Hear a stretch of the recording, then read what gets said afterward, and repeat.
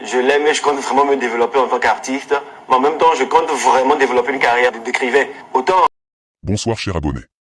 Le Togo traverse une période sociopolitique marquée par tensions et incertitudes dont le leader incontesté est Amron. Aujourd'hui, nous allons à la découverte d'Amron l'artiste, un écrivain qui partage avec nous son livre ainsi qu'une chanson unique, une véritable œuvre destinée aux esprits éveillés et intellectuels. Une chanson qui stimule la réflexion, qui fait bouger les méninges et qui invite chacun à penser autrement. Suivez avec attention son message, entre art, spiritualité et conscience, pour mieux comprendre comment la culture peut aussi être une réponse face aux défis que traverse notre société. Merci de vous abonner, pour nous encourager à vous proposer des contenus toujours de qualité. Commentez, votre avis nous intéresse.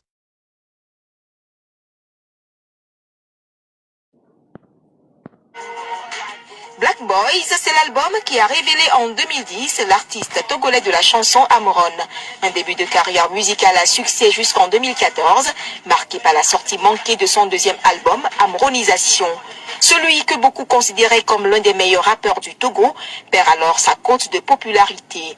Aujourd'hui, il prépare la sortie de son livre titré Mon gros petit village, après plusieurs années de silence qu'il qualifie de stratégique.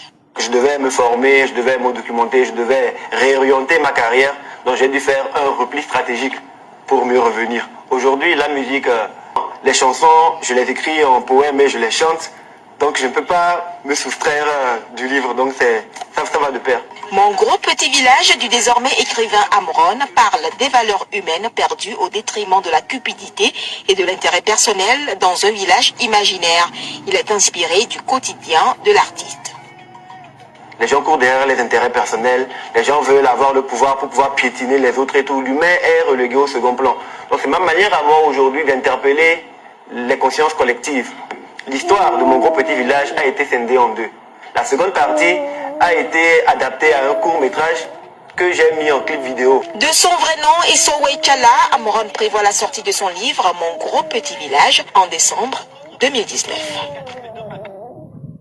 Bon, si de qui vient l'inspiration, faut dire que tu es un peu fou là. Ouais, exactement. Donc raconte-nous l'idée. Voilà, dans le scénario de la vidéo, qu'est-ce qui se passe? Je montre un village que j'avais eu l'habitude d'écrire sur ma page Facebook, les récits de mon gros petit village.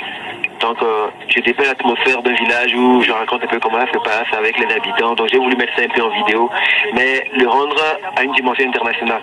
Donc on montre une foule en train de manifester et sur les pancartes de manifestation, on voit que les revendications sont légitimes. Nous voulons juste manger à notre faim, nous voulons avoir accès à de l'éducation, nous voulons avoir accès à des soins de qualité, nous voulons pouvoir, nous voulons remplir le panier de la ménagère, tu vois. Nous ne sommes contre personne, nous défendons le droit de l'humain à l'universel. Donc pendant que les gens sont en train de manifester pour réclamer de meilleures conditions de vie, tout simplement, les gens survivent, ils veulent mieux vivre. Il y a un fou qui débarque dans l'arène. Il y a une barricade qui empêche les gens d'avoir accès au palais royal. Ils ne savent pas ce qui se passe à l'intérieur. Donc le fou, parce qu'il est fou, il brise les côtes. Il passe par-dessous plutôt la barrière et il avance. Il arrive, il y a des gars qui sont devant le palais, mais il arrive par sa pirouette, vu qu'il est fou, à tromper la vigilance des gardes et à rentrer à l'intérieur du palais. Et là, qu'est-ce qui se passe? Donc, il rentre à l'intérieur du palais, il découvre une scène qui l'estomac. Il voit qu'il y a sur une table plein de repas, de la viande à manger, à boire, et ils se servent, ils sont en train de se gaver pendant que les gens sont en train de mourir de faim et de se lamenter dehors. Mais ils demandent, mais qu'est-ce qui se passe? Comment cela est-il possible? Donc à nébler. Si nous tous on ne peut pas manger, ça va devenir sable. Donc il tient le tapis et il tire pour renverser tout. Maintenant quand il renverse le tapis, il se rend compte que au-delà des apparences, ce qui se passe, c'est que c'est l'Afrique avec des esclaves, des gens qui portent des masques noirs qui sont en dessous, qui symbolisent des esclaves en fait, qui supportent l'Afrique. Et tout autour de l'Afrique, on voit des gardes qui portent des masques blancs. Pour symboliser en fait la colonisation qui continue au-delà de ce que nous disons. C'est toujours des blancs qui sont derrière, qui veulent, parce qu'ils considèrent que le noir n'est pas suffisamment rentré dans l'histoire, qu'il faut toujours exploiter l'Afrique. Donc au-delà de ce que nous disons ici, ce n'est pas non, tel dirige mal et tout. Non, il faut voir au-delà. Qu'est-ce qu'il y a? Il faut qu'on ouvre les yeux, voilà. Donc il faut donner une certaine dimension spirituelle à la chose. Donc il découvre cela. Mais parce qu'il a vu le poteau rose, le chef se fâche. Il se lève, il ordonne à ses gardes de l'arrêter. Les gardes l'arrêtent, on l'envoie dans la salle de jugement. Là, il y a un garde qui est à sa droite qui symbolise la justice en fait. Et il lui donne les consignes. Comment l'affaire doit être traitée, comment le fou doit être jugé, quelle doit être la sentence. Il dit ça à l'avance et le juge donne la sentence, il demande qu'on exécute le fou, qu'il soit tué. Maintenant, les collaborateurs du roi, quand le jugement devait commencer, ils ont enlevé les masques pour dire que ok, maintenant nous sommes découverts, il faut qu'on change de stratégie. Après la décision du roi, ils ont trouvé que la décision n'était pas très appropriée, que c'était disproportionné. Ils ont répliqué en disant mais oh, pourquoi, mais comment le tuer? Il n'a pas fait quelque chose de très grave. À côté, on voit qu'il y a une grosse caisse noire. Une grosse caisse noire, une grosse caisse noire où il y a des pierres précieuses, de l'argent pour symboliser en fait la richesse. Donc le roi passe la main sur les richesses pour leur montrer mais écoutez, vous voyez, il y a beaucoup d'argent à se faire. Si vous épousez mon opinion ou vous défendez mon jugement, là bon, vous aurez droit à un peu d'argent. Et là bon, les collaborateurs qui étaient estomaqués parce qu'on voulait tuer un innocent, du coup changent d'avis. Mais allez-y, tuez-le alors qu'on en passe, on va empocher notre argent. Donc maintenant, comme les gens sont en train de manifester au dehors et qu'ils ont faim, que le monde sait que c'est parce qu'ils ont faim qu'ils manifestent, ils ne veulent pas dire la vérité, le roi dit ben tiens, qu'est-ce que je peux faire? Mais tout le monde est corruptible, vu que j'ai l'argent, je peux les corrompre. Donc il sort 3 masques qu'il donne à un de ses gardes. Il lui dit mais vas-y, donne ça à ces malheureux dehors là, ils ont juste faim. Quand tu sortiras, les plus téméraires et les plus agiles viendront prendre des masques, ils vont rentrer, bon les autres on s'en fout. Et c'est ce qui se passe en réalité. Le garde il sort avec les 3 masques et pendant que les gens sont en train de manifester non, nous voulons l'égalité, ils voient là-bas, ils oublient la cause commune et ils se précipitent pour aller prendre des masques pour rentrer avoir accès à la part du butin. Donc c'est un peu ça. Mais au final, il se fait que tout ce scénario se déroule dans le rêve d'un chef. Il a eu une vision et il se réveille en fin de compte, il se dit mais qu'est-ce qui vient de se passer? Je viens d'avoir une révélation. Il s'est retrouvé dans sa salle de jugement, il voit que les richesses sont là. Les tenues qu'il portait, qu'il arborait sont là, mais il n'y a personne. Les trophées qu'il remettait, parce que justement, on voyait aussi, j'ai mis en scène un artiste. L'artiste est là pour symboliser en fait le monde des artistes aujourd'hui et les griots, pas qu'au Togo, mais partout dans le monde. Il y a des causes que nous devons défendre, que nous devons prendre à bras le corps sur nous, parce que nous sommes des éducateurs, mais on les met de côté. Donc on voit l'artiste, il est devant une cage, et il y a quelqu'un qui est enfermé.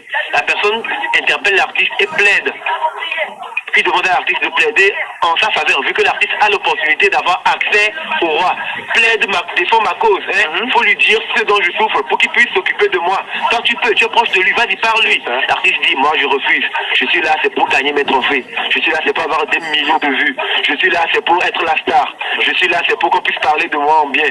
Donc pour cela, je suis même prêt à salir l'image de mon coéquipier ou de mon second artiste. Voilà, donc c'est un peu ça qu'il s'est demandé dans la vidéo. Puis le roi se réveille, se dit, mais écoutez, je me rends compte que tout ce pourquoi on se bat ici, j'ai beau emmagasiner des fortunes, des milliers de milliards de lingots d'or pour être compté parmi les hommes les plus riches ou les plus influents du monde. À un moment donné, je vais quitter cette terre. Et quand je quitte, ce n'est pas moi qui le dis. L'histoire est remplie d'hommes et d'exemples pour nous le prouver. Quand tu meurs, tu laisses tout ça ici. Donc ça, c'est la vérité. Tout n'est que vanité. Donc il vaut mieux, pendant que nous sommes vivants, qu'on se concentre pour s'entraider, travailler ensemble à se développer, plutôt que de vouloir être supérieur aux autres. Celui qui est fort, il n'a qu'à défier Satan. On va quitter ici. Ce n'est pas tes semblables faibles que tu vas dominer pour sortir, te vanter, bomber le torse, dire que voilà, tu es l'homme le plus puissant. C'est pas ça.